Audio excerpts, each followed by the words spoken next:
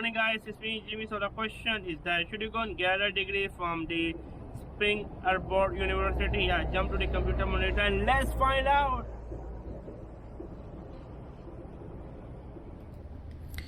Let's find out is Spring Arbor University. Okay. It's a private. I think private. I will. If a university is running an ad, stay away from it.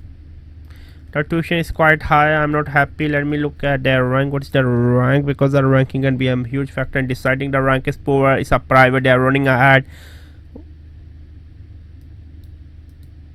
No, stay away. I do not like that. Stay away. Subscribing. Bye.